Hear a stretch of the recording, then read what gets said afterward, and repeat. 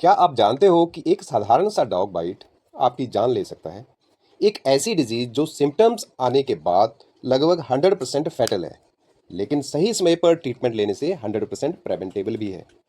क्यों कुछ rabies patients पानी देखकर डरने लगते हैं? Why do they develop hydrophobia? एक वायरस कैसे बाइट बॉन्ड से नर्व्स के माध्यम से ब्रेन तक पहुंच जाता है? और सबसे इम्पोर्टेंट बात यह है कि अगर किसी डॉग कैट या फिर और किसी एनिमल ने काट लिया हो तो लाइफ बचाने के लिए तुरंत हमें क्या करना चाहिए। आज की ये जानकारी आपके आपके स्टूडेंट्स, आपके बच्चों या फिर आपके परिवार के किसी भी मेंबर की जान बचा सकती है। इसलिए वीडियो को एंड तक जरूर देखें।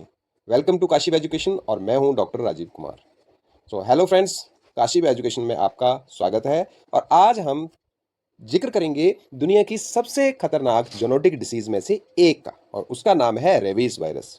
रेबीज एक वायरल डिजीज है जो नर्वस सिस्टम और ब्रेन को अफेक्ट करती है। और ये डिजीज मेनली इन्फेक्टेड एनिमल की सलीवा के माध्यम से फैलती है, खासकर डॉग बाइट द्वारा। और वर्ल्ड ओवर में 99% तक ह्यूमन रेबीज केसेस डॉग से ही जुड़े हुए।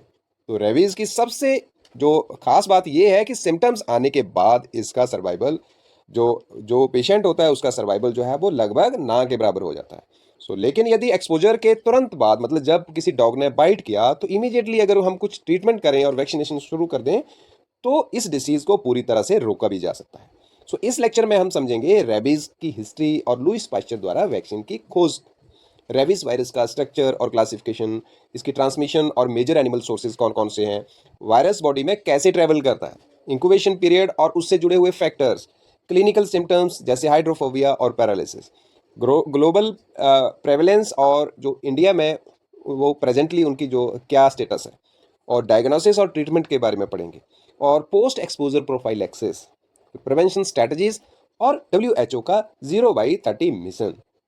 ये lecture BSc nursing, paramedical, NEET, veterinary, public health students और भी दूसरे जो सिटीजन्स हैं, जो लोग हैं, उनके लिए भी ये बहुत इंपॉर्टेंट है, क्योंकि ये अवेयरनेस वीडियो भी है साथ। इंसान को होने वाली जो डेडलीस्ट जोनोटिक डिजीजेज हैं, उनमें रेबीज जो है वो one of the deadliest disease है ये। और इसको कौन कॉज करता है? रेबीज वायरस करता है, और which attacks the nervous system and brain. और ये डिजीज स्प्रेड जो है वो कैसे होता है? Through the saliva of infected mammals, usually via bites, scratches, और saliva contact with the broken skin और म्यूकस मेम्ब्रेन। अगर कोई भी एनिमल जिसके अंदर ये इन्फेक्शन है, ये जो वायरस है, तो जब वो काटता है या उसका एक्सपोजर इंसान की बॉडी को होता है, तो वो सलीवा के थ्रू पर्टिकुलरली जो है वो ट्रांसमिट होता है। Rabies is unique because almost 100% fatal one symptoms appear.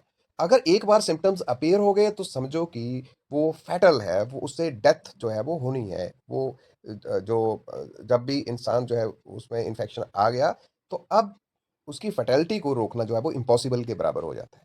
पर इसमें एक बात इसकी मतलब हमारे लिए अच्छी बात ये भी कि 100% प्रिवेंटेबल भी है। अगर हम टाइमली जो है वो वैक्सीन ले लें, और जो वैक्सीनेशन जो इसका प्रोसेस होती है उसको कंप्लीट कर लें, और प्रॉपर वुंड केयर कर लें, तो इससे जो है वो जो इस डिजीज से बचा भी जा सकता है। Immediate medical action after exposure that can prevent the disease.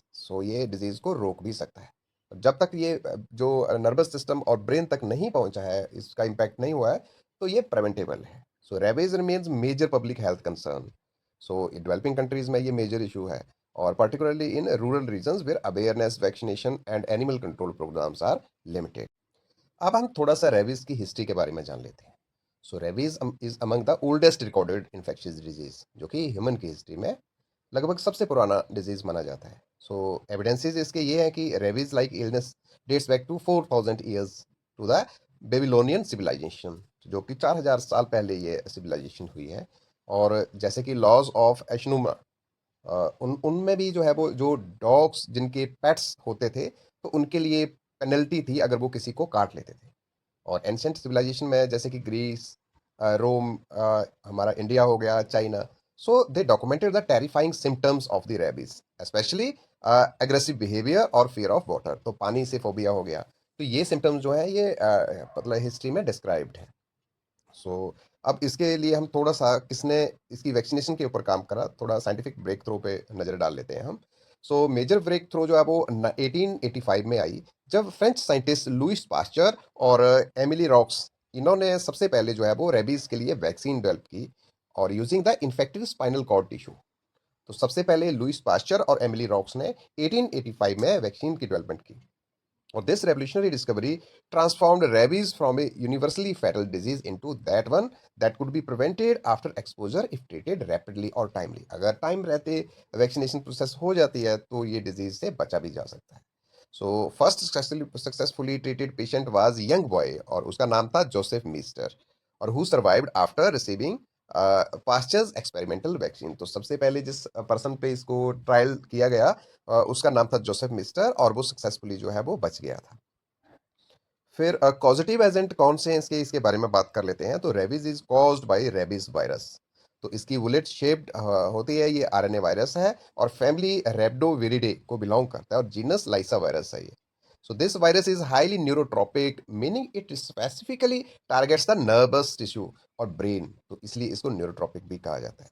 तो कॉज है that is the rabies virus, family Rhabdoviridae, genus Lyssavirus और हाईली न्यूरोट्रोपिक है ये। अब हम मोड ऑफ ट्रांसमिशन की बात करते हैं रेबीज वायरस के लिए।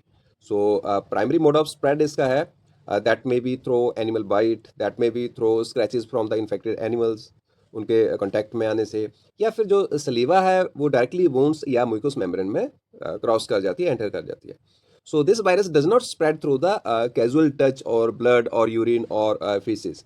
सो इसका मोड ऑफ ट्रांसमिशन जो है मेनली जो है वो 3 टाइप्स का है। या एनिमल बाइट करता है, चाहे वो डॉग है, चाहे वो रैट है, या और कोई वाइल्ड एनिमल्स हो सकते हैं। तो दूसरा है स्क्रैचेस जो है वो इन्फेक्टेड एनिमल्स के जो है वो अगर हमारे कांटेक्ट में आ जाते हैं तो भी ट्रांसमिट हो सकती है। और सलीवा एंटरिंग वोन्स और म्यूकस मेम्ब्रेन्स। सो ये 2-3 टाइप्स हैं। और मेजर एनिमल सोर्सेज अगर इसके देखे जाएं तो that is dogs, they are responsible for nearly 99% of the rabies in the human, और specially in Asia and Africa.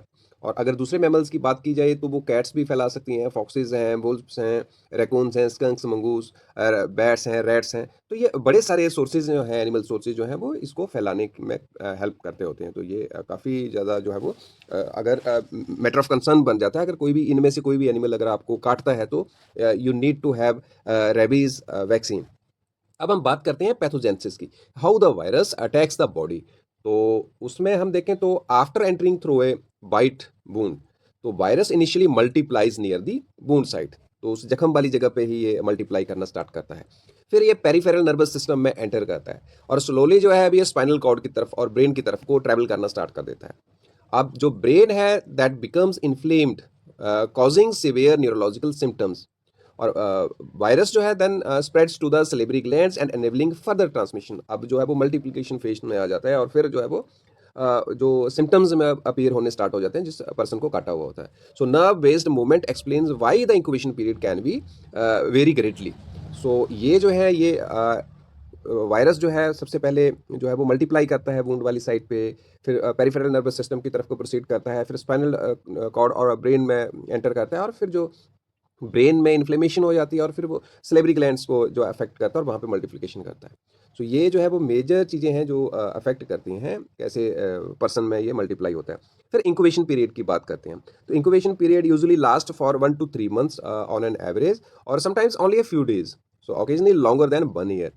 तो कई बार ये 1 से लेकर 3 महीने में जो है वो ऑन एन एवरेज जो है वो इंक्यूबेशन पीरियड रहता है। कई बार ये जल्दी में भी हो सकता है, कुछ दिनों में भी डेवलप हो सकता है।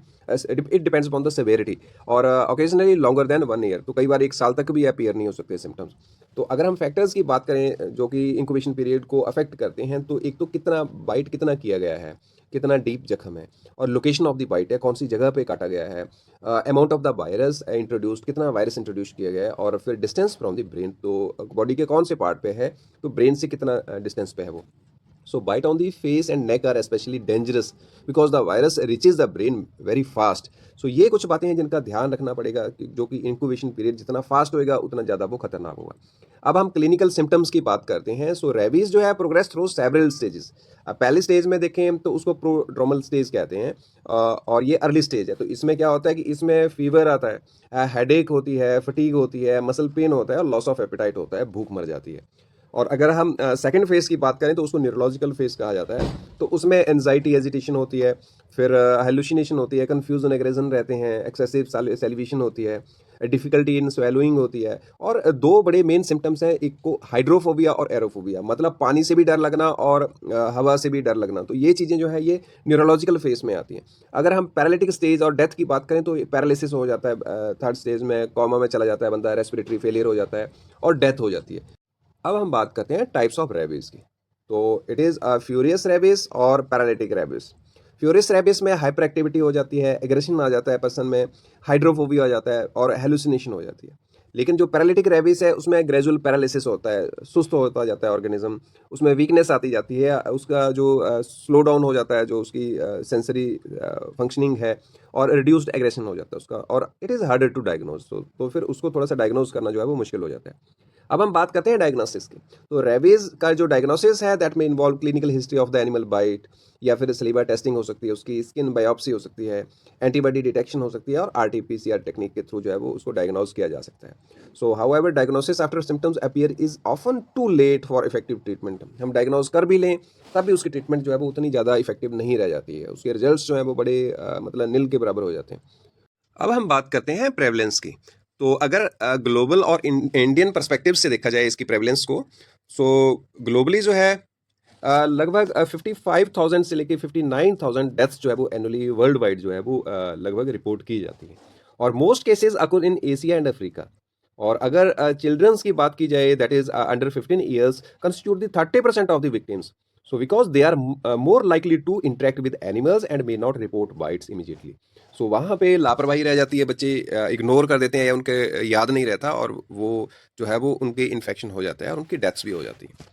सो ग्लोबल प्रेवलेंस में एशिया और अफ्रीका जो है वो प्राइम रीजन्स हैं, जहाँ पे प्राइम कंट्रीज़ हैं, कॉन्टिनेंट्स हैं, जहाँ ये इसकी प्रेवलेंस बहुत ज़्यादा है। अगर हम इंडियन पर्सपेक्टिव से देखें तो India carries one of the world's highest rabies burden, क्योंकि मेजर कंट्रीब्यूटिंग फैक्टर्स इसमें ये है कि लार्ज स्ट्रे पॉपुलेशन है, स्ट्रे डॉग पॉपुलेशन है, लिमिटेड वैक्सीनेशन कवरेज है हमारी, और poor awareness in rural areas है, और delayed medical treatment. So thousands of deaths are estimated annually despite rabies being completely preventable. So vaccine होने के बावजूद भी लोगों को नहीं बचाया जाता है, क्योंकि वहाँ पे अवेयरनेस की कमी है, टेस्टिंग की कमी है, और फैसिलिटीज़ की कमी है। तो बड़ी सारी चीज़ें जो हैं वो इसको कंट्रीब्यूट करती हैं रेबीज़ की प्रेवलेंस में। ट्रीटमेंट की बात कर लेते हैं और फर्स्ट एड की बात कर लेते हैं। सबसे पहला स्टेप ये है कि अगर डॉग बाइट हो गई और पता चल गया कि अब जो है वो जख्म छोटा है, बड़ा है, तो सबसे पहले उसकी वॉशिंग करनी है हमने, और जो वुंड वाला एरिया है उसको अच्छे से हमने वॉशिंग देनी है, ताकि जो मतलब सबसे पहले स्पॉन्टेनियस जो उसकी वॉशिंग करके हम इन्फेक्शन को कम कर सकें, उसकी जो वायरस की जो अमाउंट है उसको मतलब रिमूव किया जा सके ज़्यादा से ज़्यादा क्वांटिटी में। और उसमें हम जो सोप का इस्तेमाल कर सकते हैं, और and under the running water for at least 15 minutes. तो ये सबसे आसान और स्पॉन्टेनियस उपाय जो है वो ये है, ताकि वायरस कम से कम जो है वो वुंड में मतलब उसकी प्रेजेंस हो या हटाने की कोशिश की जाए। और दूसरा स्टेप ये है कि सीक मेडिकल केयर इमीडिएटली। और हमें पता चल गया, हमने वॉशिंग कर दी, अब हम डिले ना करें उस चीज़ को, और immediately we have to rush to hospital और doctor where we get the injection, that is the rabies vaccine. तो ये जो है ये प्रिवेंट कर देता है इसकी स्प्रेड को, और वायरस को किल कर देता है। और this can significantly reduce viral load. और apply antiseptics such as povidone, प्रोबी आयोडीन, और अल्कोहल बेस्ड डिसइंफेक्टेंट्स। तो वॉशिंग में हम इनका यूज़ भी कर सकते हैं। और वैक्सीन की बात की जाए तो series of injection stimulates immunity before the virus reaches the brain. So multiple injection जो है वो लेने पड़ते हैं एक टाइम स्पैन में, जिससे जो है वो वायरस का स्प्रेड जो है वो रोका जा सके, जो कि अलग अलग स्टेजेस में होता है। तो इसमें ह्यूमन रेबीज इम्यून ग्लोबुलिन है, जिसको HRIG भी कहा जाता है। It provides immediate antibodies for severe exposure. और दूसरा है पोस्ट एक्सपोजर प्रोफाइलैक्सिस, जिसको PEP कहा जाता है, that includes thorough wound cleaning, rabies vaccination, और HRIG for severe cases. So if administered properly and quickly, PEP is nearly 100% effective. So हमें timely जो है वो इंजेक्शन ले लेना चाहिए, इसकी वैक्सीनेशन करवा लेनी चाहिए। सो PEP एक्सपोजर प्रोफाइलैक्सिस को थोड़ा सा हम यहाँ पिक्टोरियल फॉर्म में देख लेते हैं। तो सबसे पहला यहाँ पे रिकमेंडेड स्टेप है कि we have to clean the wound site, फिर HRIG जो है वो इंजेक्शन, और फिर रेबीज वैक्सीन, और it gives you 100% protection from the virus. अब प्रश्न ये है कि इज देयर अ क्योर। तो अगर सिम्टम एक बार अपीयर हो गए तो कोई गारंटी नहीं है क्योर की। सर्वाइवल बहुत रेयर हो जाते हैं, सर्वाइवल के चांसेस, अगर एक बार सिम्टम अपीयर हो गए। और ट्रीटमेंट मेनली इन्वॉल्व्स उसमें पेन मैनेजमेंट किया जा सकता है, सिडेशन की जा सकती है या फिर सपोर्टिव इंटेंसिव केयर प्रोवाइड की जा सकती है। इसके अलावा और कोई चांसेस नहीं है कि उसको जो है वो इम्प्रूव किया जा सके या ठीक किया जा सके। और कुछ एक एग्जांपल्स भी हैं, जैसे मिलवॉकी प्रोटोकॉल है, जिन्होंने थोड़े बहुत जो सर्वाइवल केसेस जो हैं वो उसमें हुए, बट रिमेन्स अनरिलायबल। अब हम बात करते हैं प्रिवेंशन स्ट्रेटजीज की। तो सबसे पहला है vaccination of the dogs, responsible pet ownership और पब्लिक अवेयरनेस। ये तीन मेन कंपोनेंट्स हैं प्रिवेंशन स्ट्रेटजीज में, कि जो जिसके पास भी जो भी डॉग है या जिसको डॉग को रखना चाहता है या डॉग से अफेक्शनेट है, सो उनको जो है वो वैक्सीनेट किया जाए, ताकि मोस्ट इफेक्टिव स्ट्रेटजी है ये, और ह्यूमन रेबीज ट्रांसमिशन को रोका जा सके। दूसरा है रिस्पॉन्सिबल पेट ओनरशिप।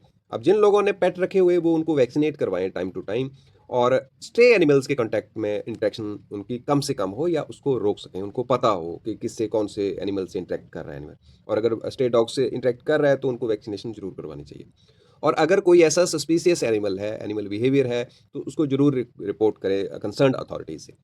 और तीसरा पब्लिक अवेयरनेस, जो कि बहुत इंपॉर्टेंट कंपोनेंट है। तो एनिमल बाइट के रिस्क क्या हैं, इमीडिएट वुंड वॉशिंग कैसे करनी है, उसके क्या मतलब तरीका क्या है, और अर्जेंट वैक्सीनेशन। तो ये सारी चीज़ें जो है मिल के जो है वो एक प्रिवेंशन स्ट्रेटजीज की फॉर्म में जो है वो रेबीज से हमें बचा सकती हैं। फिर इसको हम थोड़ा सा पिक्टोरियल फॉर्म में एक बार फिर से देख लें। जो वैक्सीनेशन ऑफ द डॉग्स और स्टे डॉग्स रेगुलरली, और स्टेरलाइजेशन प्रोग्राम्स हो गए, रिस्पॉन्सिबल पेट ओनरशिप हो गई, अवॉइड स्टे एनिमल कॉन्टैक्ट हो गया या इंटरेक्शन हो गई, पब्लिक अवेयरनेस और एजुकेशन है, और immediate treatment after the dog और वाइल्ड एनिमल बाइट। तो इन चीज़ों से जो है वो हम प्रिवेंट कर सकते हैं इन्फेक्शन को। रेबीज है उसको ग्लोबल लेवल पे भी एक ड्रेडफुल डिजीज़ की फॉर्म में देखा जाता है। तो इसके लिए ग्लोबल एलिमिनेशन प्रोग्राम जो है वो WHO ने या वर्ल्ड हेल्थ ऑर्गेनाइजेशन ने इसको चलाया हुआ है। तो इट इज़ 0/30, मतलब कि इंटरनेशनल ऑर्गेनाइजेशन जैसे WHO है, या फूड एंड एग्रीकल्चर ऑर्गेनाइजेशन है, या world organization for animal health है। So they have launch the global initiative that is 0/30। So goal इसका क्या है कि to eliminate dog mediated human rabies deaths by 2030। So 2030 तक जो है वो डॉग मेडिएटेड ह्यूमन रेबीज को टोटली एलिमिनेट करना है। सो इसके लिए की स्ट्रेटजीज क्या है कि मास डॉग वैक्सीनेशन है, इम्प्रूव्ड सर्विलेंस, और बेटर एक्सेस टू वैक्सीन, और कम्युनिटी अवेयरनेस प्रोग्राम्स। तो ये सारी ही चीज़ें जो है स्ट्रेटजीज का पार्ट हैं, और इससे क्या होगा कि जो रेबीज जो है वो एलिमिनेट हो जाएगी 2030 तक।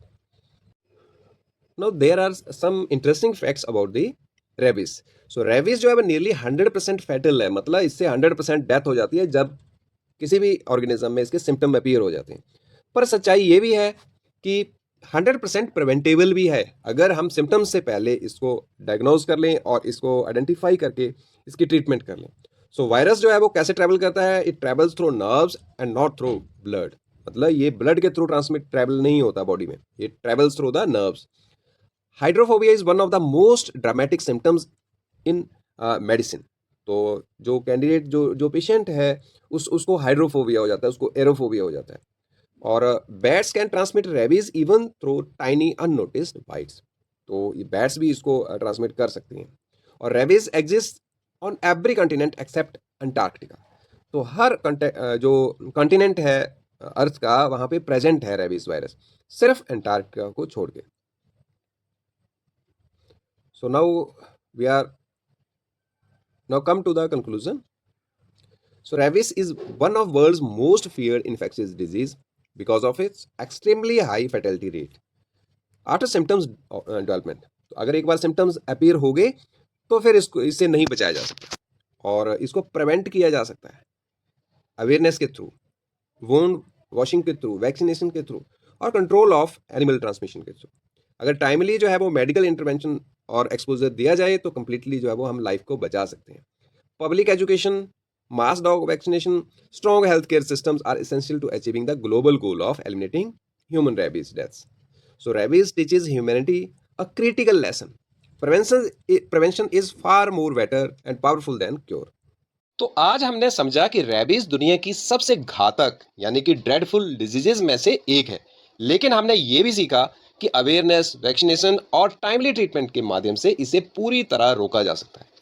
हमेशा याद रखें, यदि किसी एनिमल ने बाइट या स्क्रैच किया है तो वूंड को कम से कम 15 मिनट तक सोप और रनिंग वाटर से अच्छी तरह से धोना है। बाइट को कभी भी इग्नोर ना करें। तुरंत मेडिकल कंसल्टेशन लें और डॉक्टर द्वारा बताई गई वैक्सीनेशन शेड्यूल पूरी तरह से फॉलो करें। और साथ ही हमें एनिमल्स के प्रति संवेदनशील भी रहना चाहिए। Fear the disease not the animal. So समाधान डॉग्स को नुकसान पहुंचाना नहीं है, समाधान है mass dog vaccination, responsible pet ownership, sterilization programs, public awareness और टाइमली मेडिकल केयर। सो यदि ये वीडियो आपके लिए उपयोगी रही हो तो इसे लाइक, शेयर और सब्सक्राइब जरूर करें। अपने फ्रेंड्स, स्टूडेंट्स, टीचर्स, पेरेंट्स और पेट ऑनर्स के साथ इसे जरूर शेयर करें। सो कमेंट सेक्शन में जरूर लिखें, rabies is preventable, awareness saves life. Thank you for watching.